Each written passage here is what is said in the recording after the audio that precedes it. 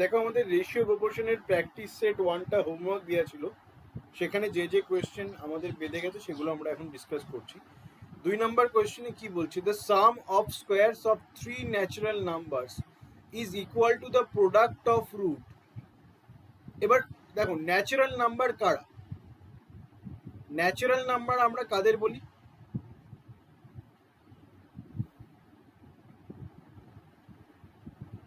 Natural number বলতে আমরা বুঝি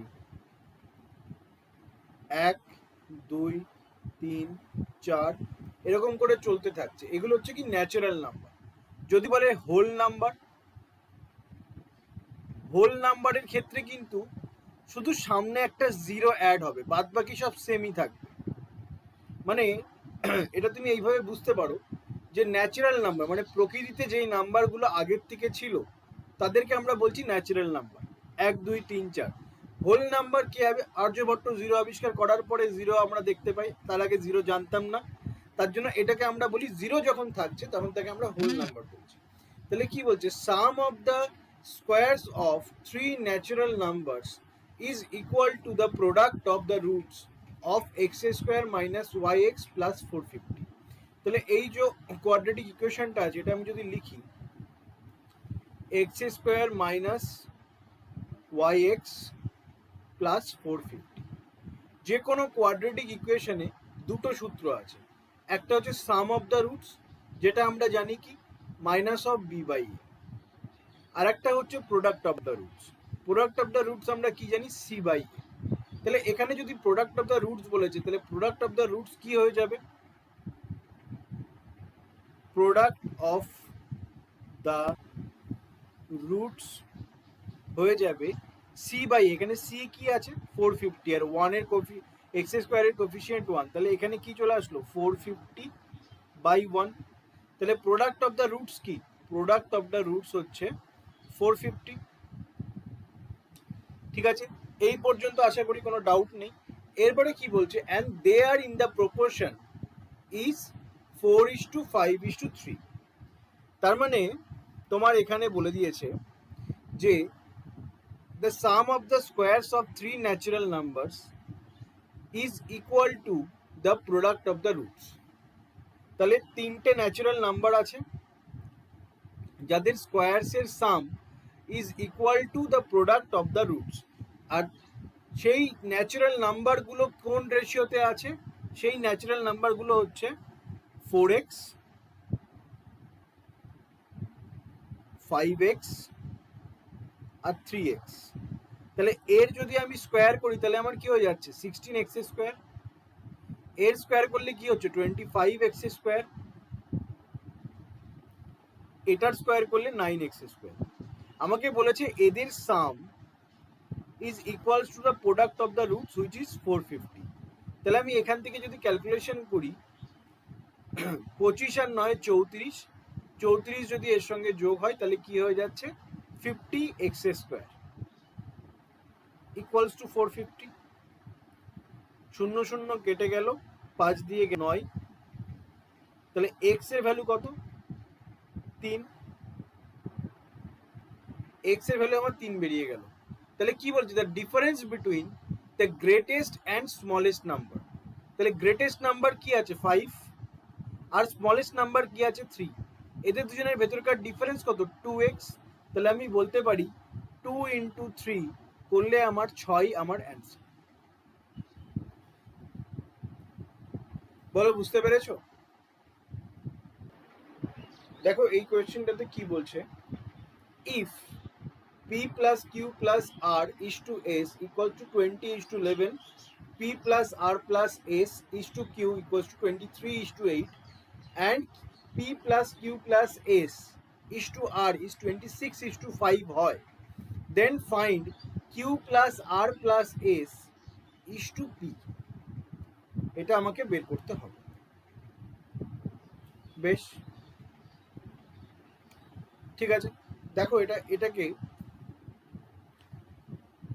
কি বলছে, p plus q plus r by s equals to আমার কি বলে দিয়েছে 20x/11 কিউ প্লাস আর প্লাস এস, সরি এটা পি হবে, P plus R plus S by Q করলে আমার কি আসছে 23y/8y, আর P plus Q plus S by R করলে আমার আসছে 26z/5z।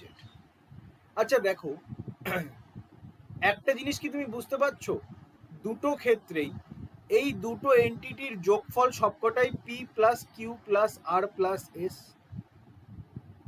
সবকটার ক্ষেত্রে এই পি প্লাস কিউ প্লাস আর প্লাস এস সেম হবে। তাহলে আমি বলতে পারি তাহলে p plus Q plus R plus s equals to p plus Q plus R plus s equals to p plus Q plus R plus s. এগুলো আমার same হওয়ার কথা, এগুলো আমার সেম হওয়ার কথা। তবে এই ক্ষেত্রে আমাকে কি বলছে, এই ক্ষেত্রে আমার কত আসছে দুটোকে যোগ করলে 31x, এই ক্ষেত্রে কত আসছে 31x, এই ক্ষেত্রে কত আসছে 31x।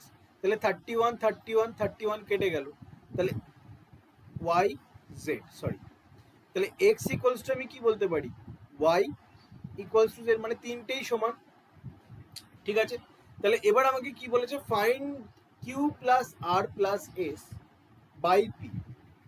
আচ্ছা, যদি তিনটেই সমান হয়, যদি তিনটেই সমান হয় তবে সেই ক্ষেত্রে আমি বলতে পারি পি প্লাস কিউ প্লাস আর প্লাস এস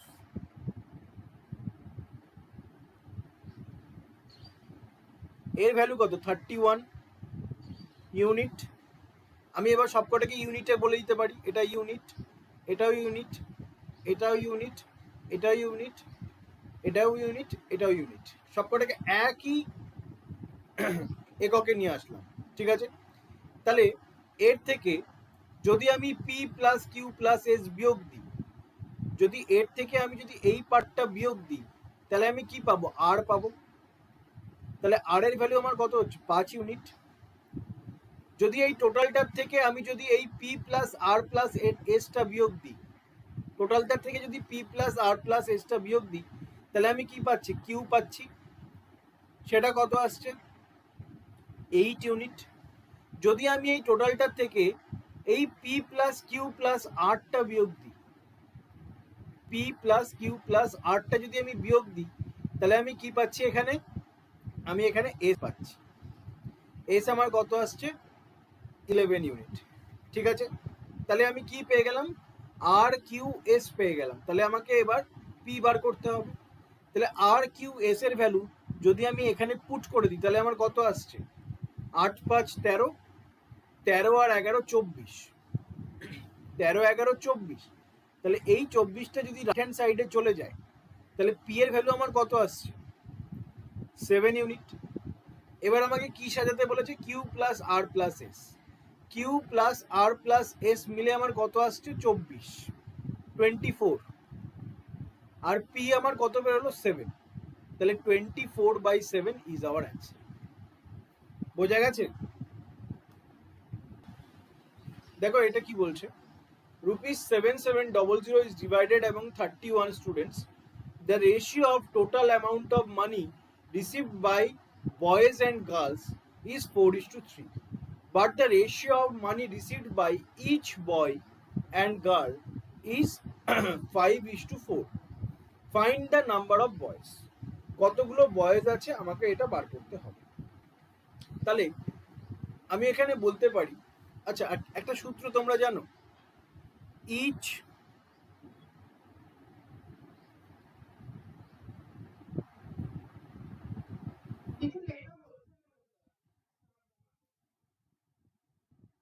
দেখো কি বলছে, ইচ এইভাবে এইভাবে এক সূত্রটা মনে রাখো, এইভাবে দাঁড়াও আমি নতুন করে লিখছি, সূত্রটা তোমরা এইভাবে মনে রাখো,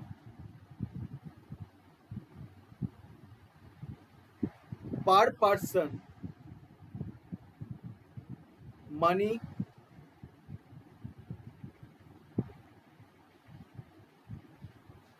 received into number of people equals to total amount. ঠিক আছে, পার person money received into number of people equals to total amount. এইবার রেশিওর ক্ষেত্রে তোমরা ডাইরেক্ট একটা রেশিও থেকে আর একটা রেশিওকে ভাগ করতে পারো, একটা রেশিও থেকে আর একটা রেশিওতে গুণ করতে পারো, কিন্তু একটা রেশিওর সঙ্গে আর একটা রেশিও যোগ বিয়োগ তোমরা করতে পারো, ভাগ আর গুণ তোমরা করতে পারো। এবার দেখো এখানে কি বলেছে, the ratio of total amount of money received by boys and girls, মানে কি total money boys and girls কত পেয়েছে, 4:3। ঠিক আছে, but the ratio of money received by each boy and each girl, তাহলে total money by each number of people, per person যেগুলো পেয়েছে, total amount by per person money receive করলে আমি কি পাবো, নাম্বার অফ পিপল পাবো। তাহলে আমি যদি এখানে ইচ গেট কত পেয়েছে, 5:4, তাহলে টোটালের থেকে যদি আমি এটা ভাগ দিই তবে আমি কি পাবো, নাম্বার অফ পিপল, কতজন বালক আছে কতজন বালিকা আছে। তাহলে এখান দিয়ে আমি কি পাচ্ছি, 4/5:3/4। এটাকে যদি আমি ক্রস মাল্টিপ্লাই করি তাহলে আমার চলে আসবে রেশিওতে একটা লাইনে, তাহলে এখানে কত আসছে, 16:15।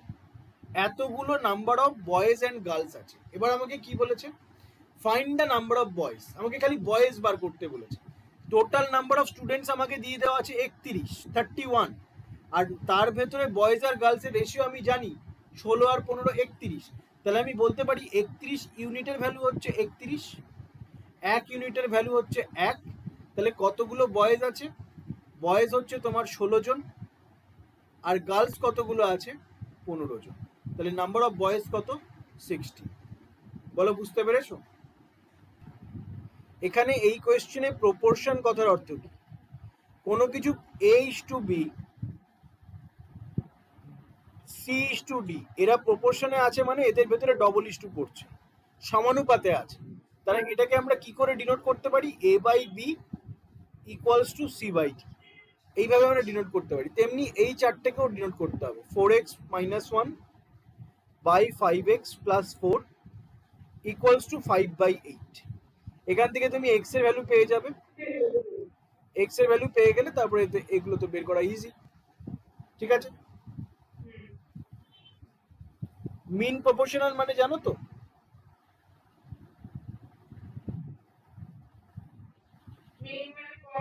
না মিন প্রপোর্শনাল মানে মিডিয়া ধরো A:B:C এরা মিন প্রপোর্শনে আছে, means A/B equals to B/C এই আকারে আছে।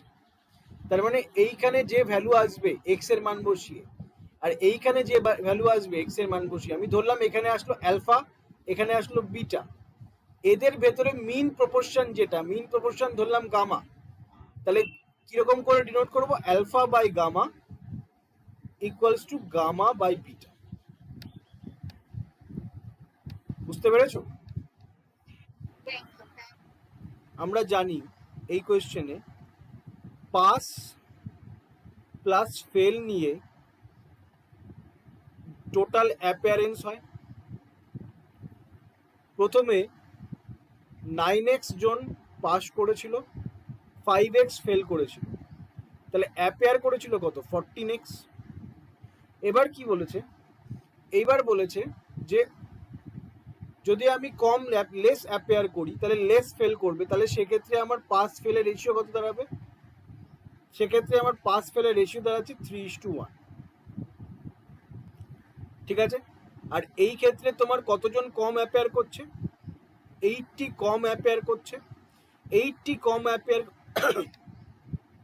করাতে এখানে 50 জন কম ফেল করছে। তাহলে 50 জন যদি কম ফেল করে তাহলে পাস কতজন করবে? 30 জন। 30 জন কম পাস করবে। 80 মাইনাস 80 মাইনাসে মাইনাসে প্লাস 50, তাহলে 30 জন কম তোমার এখানে পাস করছে।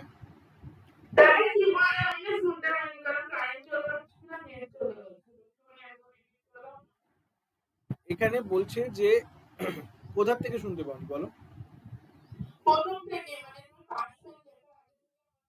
পাস ফেল এখানে বলেছে যে পাস আর ফেল দুটো নিয়েই তো তোমার অ্যাপিয়ারেন্স হয় কোনো এক্সামে, দুটো। তাহলে পাস প্লাস ফেল নিয়েই অ্যাপিয়ারেন্স হচ্ছে। এখানে কি বলেছে? পাস আর ফেলের রেশিও আমাকে কত বলে দিয়েছে? 9:5। আমি ধরলাম 9x পাস করেছে, 5x ফেল করেছে, আর দুজনকে নিয়ে 14x অ্যাপিয়ার করেছে, ঠিক আছে? আর যদি আমি অ্যাপিয়ারেন্স 80 কমিয়ে দিই, যদি আমার অ্যাপিয়ারেন্স 80 হয়ে যায়, আর তাহলে ফেল কত হয়ে যাবে? তাহলে মানে কম অ্যাপিয়ার করলে কম ফেল করবে, কম পাস করবে। তাহলে 80 জন তোমার কম অ্যাপিয়ার করছে এখন, তাহলে ফেল তোমার কত কমে গেছে? 50 জন কমে গেছে। আর পাসও কত কমে গেছে? 30 জন কমে গেছে। কি করে করলাম? 80 থেকে মাইনাসে 50, মাইনাস 80 থেকে মাইনাস 50 বিয়োগ করে। 1 মিনিট দাঁড়াও। হ্যালো, হ্যাঁ বলো। এই যে পড়াচ্ছিলাম। তুমি করছো? বরং ভালো, তুমি করছো?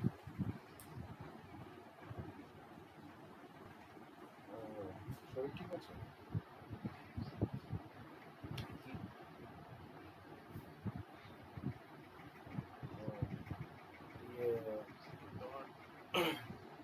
আজ বেরোবে না?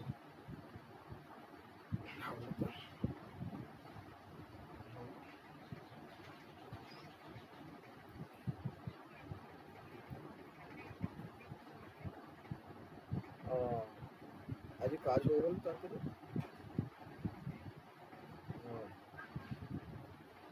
বাহ,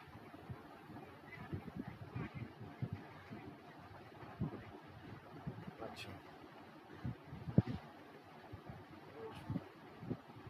একটু পড়িনি, তারপরে ভিডিও কল করছি, ঠিক আছে?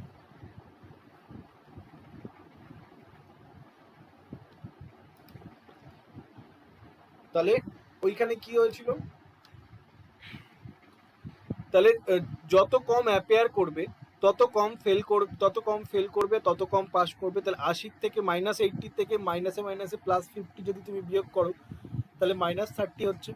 তাহলে এইবার আমি কি পাচ্ছি? এইবার আমি বলতে পারি 9x minus 30 by 5x minus 50 equals to 3:1, কারণ আলটিমেট চেঞ্জ যাওয়ার পরে পাস ফেলের রেশিও এরকম দাঁড়াচ্ছে। তাহলে এখান থেকে আমি এক্স এর ভ্যালু বার করতে পারি। এখান থেকে এক্স এর ভ্যালু বা total number of students who gave the exam 14x, 14 x এর ভ্যালু বসিয়ে আমি ইন্টু 14 করে দিলে আমার অ্যান্সার বেরিয়ে যাবে। সেই অ্যান্সারটা আমার 280 আসবে। বুঝতে পেরেছো? রেশিওর ক্ষেত্রে কটা জিনিস, কিছু স্পেশাল কেস যেগুলো আমরা শর্টে করতে পারবো। ধরো তোমাকে একটা রেশিও আছে এ বি, আগেও দেখিয়েছি তোমাদের অনেক, সেখান থেকে সিডি হচ্ছে, এবি থেকে সিডি হচ্ছে। এই এবি থেকে সিডি হওয়াকালীন তোমার ধরে নাও সেম কোয়ান্টিটিতে অ্যাড হচ্ছে, এখানেও অ্যাড হচ্ছে, এখানেও অ্যাড হচ্ছে। তবে এই ক্ষেত্রে আমরা কি করব বলতে পারবে?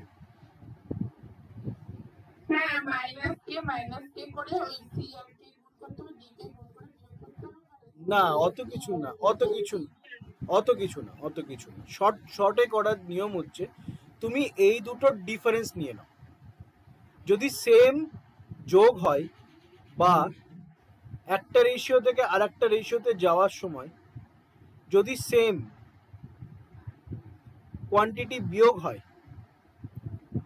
তবে এই দুটোর ডিফারেন্সকে তোমাকে সেম করতে হবে, এদের দুজনের ডিফারেন্সকে সেম করতে হবে।